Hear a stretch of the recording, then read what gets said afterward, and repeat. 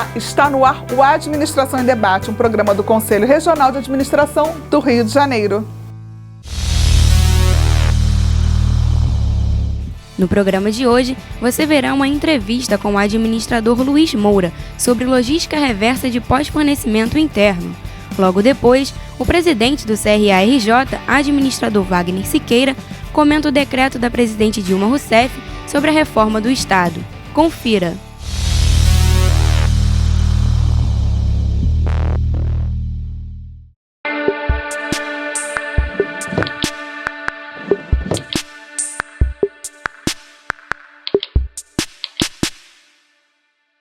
Seja bem-vindo a mais um programa da TV CRA-RJ. Hoje nós vamos conversar sobre logística reversa de pós-fornecimento interno e o convidado do dia é o administrador Luiz Moura. Tudo bem? Tudo bem, Thaisa. Como o senhor vai? Tudo bem, ótimo. Bom, de início, eu gostaria de perguntar para o senhor esclarecesse aos administradores que nos assistem, qual é a diferença fundamental entre a logística reversa de pós-fornecimento de vendas, de consumo e a logística reversa de pós-fornecimento interno? Fala-se muito em logística reversa de pós-venda, de pós-consumo, e nada se fala sobre a logística reversa de pós-fornecimento interno. Ocorre que ela é de fundamental importância para a economia de custos operacionais. Naturalmente que, quando se fornece um material, espera-se que ele seja utilizado. Quando ele não é utilizado, ele deve voltar aos estoques para compor o seu ativo circulante e não ficar apenas nas gavetas, nas oficinas e sem condição de uso. E sempre que se quer esse material, tem que se comprar novamente, porque não se tem um controle sobre ele.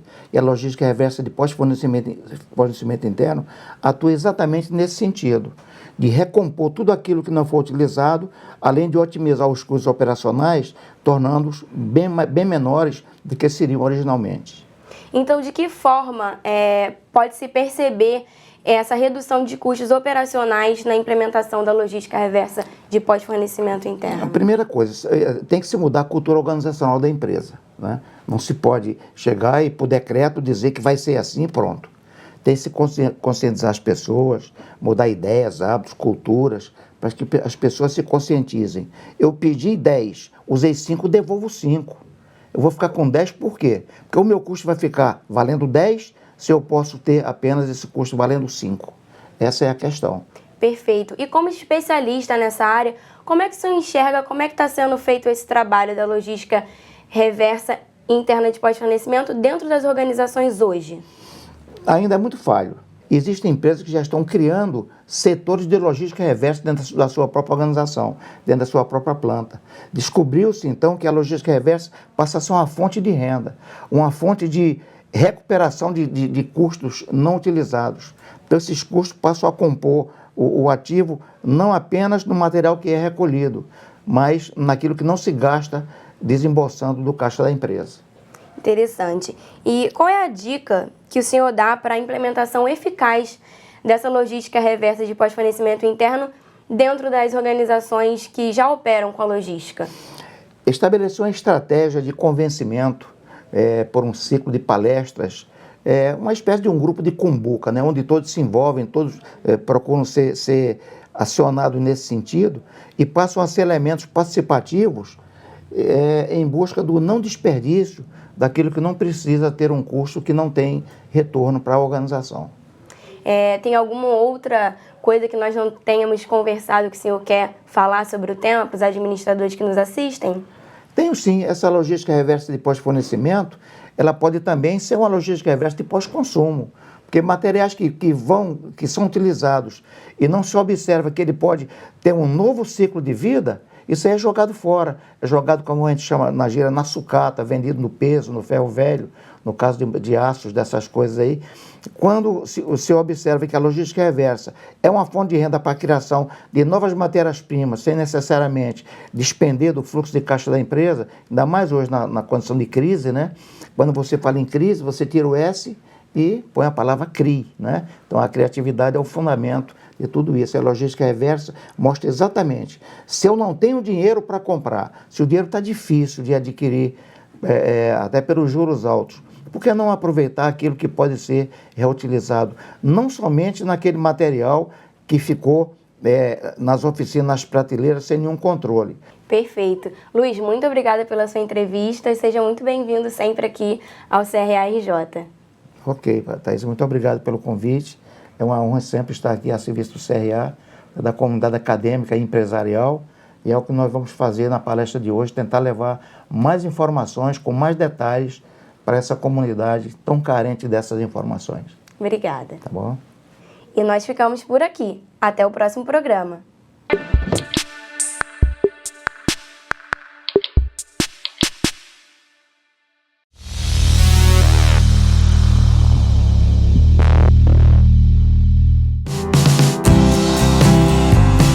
O CRA-RJ possui um ônibus exclusivo, que garante agilidade, funcionalidade e segurança na condução de sua equipe aos eventos realizados pelo Conselho. Estudantes de administração também podem ser levados à sua sede para conhecer as instalações e o funcionamento da instituição. CRA-RJ, cada vez mais perto de você.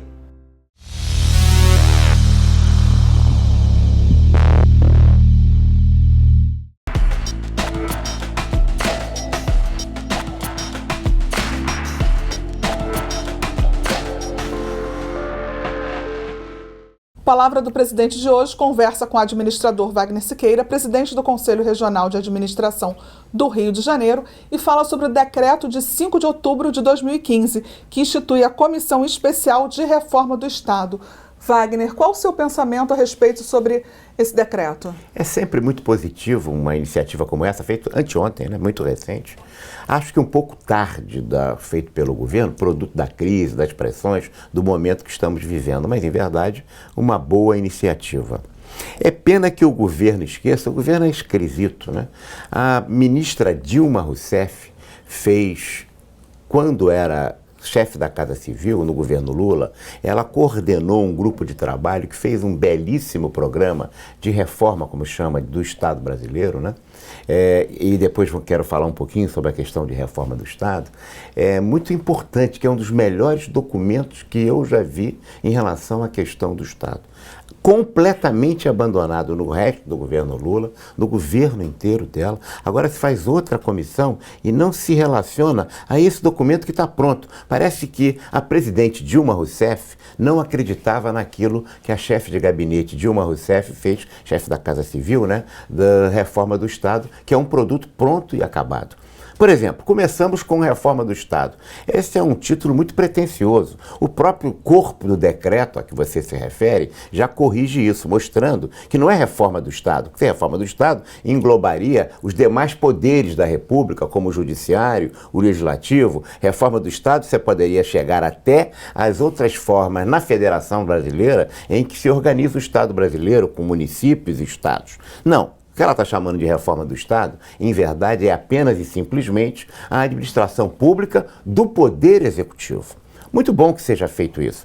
Nós éramos 39 ministérios, somos agora 31 com a nova reforma administrativa que ela já fez. E se esquece que 31 são muitos ministérios, ainda são. Mas nós temos 140 empresas públicas, 34 fundações, 128 autarquias. E, por exemplo, se eu falar em fundação, o Brasil é atípico, sabe, Cático? Porque em todo lugar do mundo só tem um tipo de fundação. Fundação de direito privada, de direito privado. No Brasil, nós temos fundação privada de direito privado, fundação pública de direito privado e fundação pública de direito público. Quer dizer, qualquer coisa que só tenha no Brasil, que não esteja abrigado em outros países, só pode ser besteira. Se não, fora isso, só jabuticaba, né? Portanto, eu fico me perguntando, reforma do Estado brasileiro, portanto da administração pública, para que o Banco do Brasil tem 13 empresas? O Banco do Brasil já é uma empresa e tem 13. Então precisa se resolver, e essa lei original que ela fez, lá como chefe da Casa Civil, resolve isso. O que é administração direta, o que é administração indireta. Não é possível que as nossas fundações, por exemplo, sejam verdadeiras fundarquias. porque não tem nenhuma vantagem das autarquias e todas as desvantagens da fundação. É um híbrido mal sucedido. Por quê? Se compara a fundação, a autarquia é a administração pública. Se pega a empresa pública, se compara a autarquia se compara à administração pública direto. Bota todo mundo no mesmo saco. Então, para que tanta empresa, tanta fundação, tanta autarquia?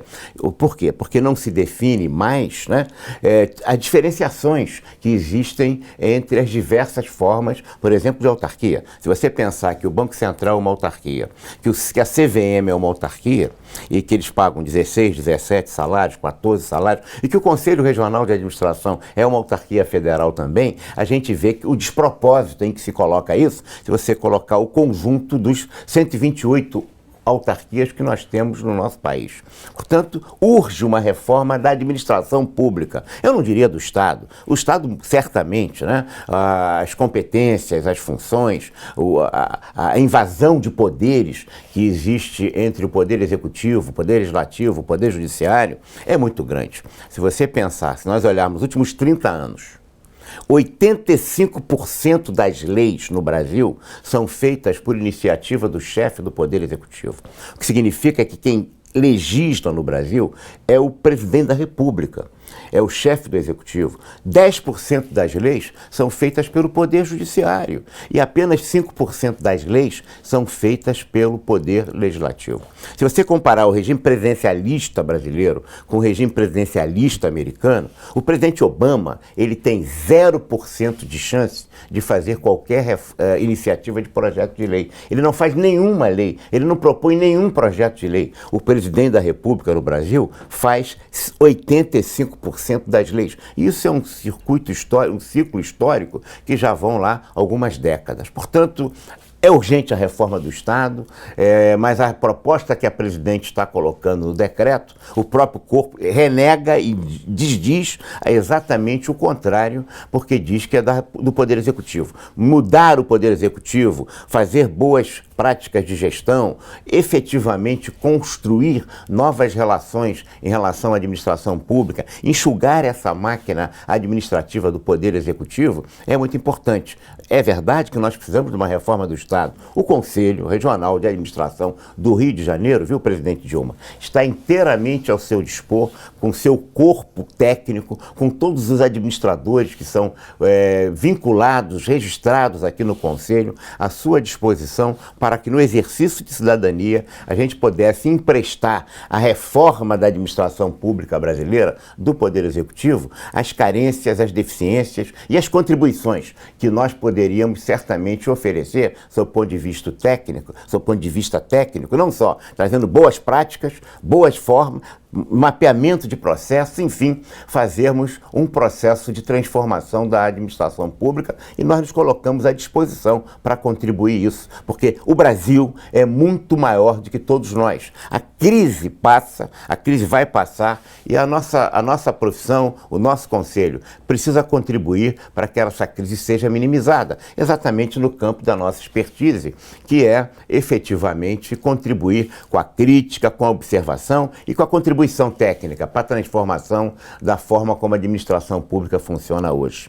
De que maneira que a gente pode contribuir para modificar, para proporcionar um olhar mais crítico, diferente diante dessa situação, como você está fazendo agora? Uma das formas é o próprio corpo técnico do Conselho, com seus 50 mil registrados aqui no Rio de Janeiro, contribuir para que esse processo se dê de forma mais competente, embasada na técnica. Não há dúvida, Kátia, que você tem razão.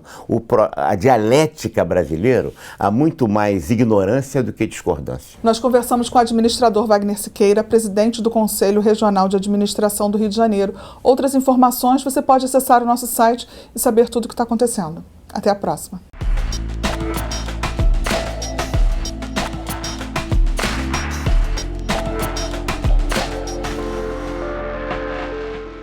O Administração em Debate desta semana fica por aqui. Na próxima semana, um novo programa para você. Até lá!